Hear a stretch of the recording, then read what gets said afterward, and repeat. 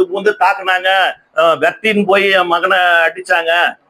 அப்படியே என்ன நம்ம ஊர்ல டிராபிக் பத்தி உங்களுக்கு தெரியும். யார் போனாலும் ஒரு ஆர்கனைஸா திட்டுறாங்க. இத பூதாகரமா ஆக்கி இத வன்முறைக்கு தூண்டி விடுற இடத்துல அவங்க மாறுறது. நான் அரசியல நேருக்கு நேரா சந்திக்கிறோம். குறுக்கு வழியில போறது, குறுக்கு வழியில பண்றோம் தான் இதெல்லாம் பண்ணது. இப்ப நான் ஏற்கனவே இது மாதிரி நேரடியா பேசுறதையே ஒரு அவதூறு வழக்கு மேல போட்டுக்கிறாங்க தெரியுங்களா. அரசியல் அவங்க அந்த அரசியல் எதிரிங்க தான் இத சமூக வலைதளத்திலயும் செய்தியில எல்லாம் பாத்தீங்களா.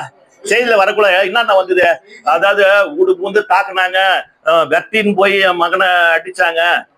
அப்படியே அதாவது ஒரு பக்கத்துல என்ன வீக்காக பார்க்கறது, நான் வலிமை இழந்தவன மாதிரி என்ன காட்டுறது.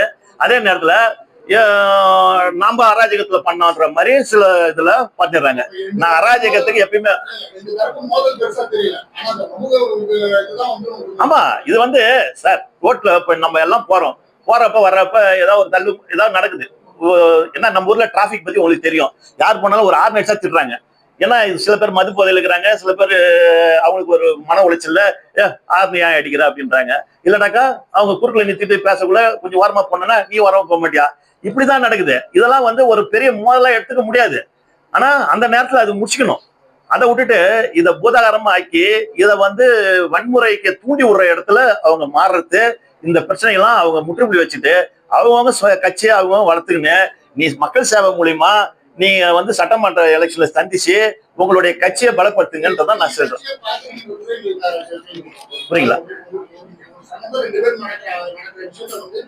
அப்ப இத தவறான தகவல்லாம் யார் பரப்புறாங்கன்றது நான் அடையாளமா சொல்றேன்றேன். அதுதான் நான் அந்த பேர்லாம் சொல்றேன். இவங்க சமூக வலைதள பதிவுல தவறா போடுறாங்க. அப்ப இத மத்த யாரா போட்டாங்களா சொல்லுங்க. அப்ப யார் போடுறாங்கன்னு தான் முக்கியம். யார்கிட்ட இருக்கிறீங்க நீங்க ஏங்க. இதுக்கெல்லாம் நான் அரசியல நேருக்கு நேரா சந்திக்கிறோம். குறுக்கு வழியில போறது, குறுக்கு வழியில பண்றோம் தான் இதெல்லாம் பண்ணது. இப்ப நான் ஏற்கனவே இது மாதிரி நேரடியா பேசுறதையே ஒரு அவதூறு வழக்கு மேல போட்டுக்கிறாங்க தெரியுங்களா. அப்ப இதெல்லாம் உங்களுக்கே தெரியும், பத்திரிகையாளர் நீங்க கூட போய் சாட்சி சொல்ல வேண்டியதா இருக்குது.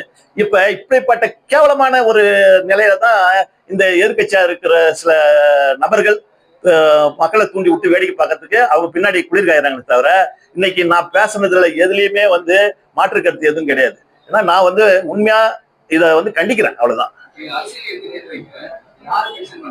அது அது புரிஞ்சவங்களுக்கு புரியும், தெரிஞ்சவங்களுக்கு தெரியும், உங்களுக்கும் தெரியும். அதை நீங்க என்கிட்ட விளக்கமா சொன்னாக்கா அது இந்த நேரத்துக்கு தேவையில்லைன்னு நான் நினைக்கிறேன். நான் சமயம் வரக்குள்ள பேரோட எல்லாத்தையும் சொல்லுவேன். அங்க பார்த்தாங்க பாவம் அவங்களுடைய குடும்ப சூழ்நிலை. நீங்க பாத்தீங்கன்னா அவங்களுடைய மனைவி, குழந்தைங்க, அவங்க பேரண்ட், இவங்க ஒவ்வொரு குடும்பமும் எனக்கு வேண்டிய குடும்பம். இவங்க அப்பா சரவணன், இவங்க அப்பா கவியன் எல்லாம் கஷ்டப்பட்டு இவர் திடீர்னு இருக்கிறாரு. இவர் நவனா கார்டன்ல இருக்கிறாரு. இவர் சாத்தாடி தருவா, சாத்தமேட்டு தருவா, மேட்டு தெருவுல கண்ண இவரு பாண்டியன் பையன். இவங்கெல்லாம் என்னுடைய சுற்றி இருக்கிற ஒரு நண்பர், அதாவது தெரிஞ்ச குடும்பத்தை சேர்ந்தவங்க தான். இவரும் என் தொகுதியை சேர்ந்தவர் தான். அதனால இவங்கெல்லாம் தெரியாத வந்துட்டாங்கன்றத விட அவங்க சுற்றி சில செய்தி நடந்ததுனால பலிகடாக்கப்பட்டாங்கன்றது இதன் மூலமா தெரியுது.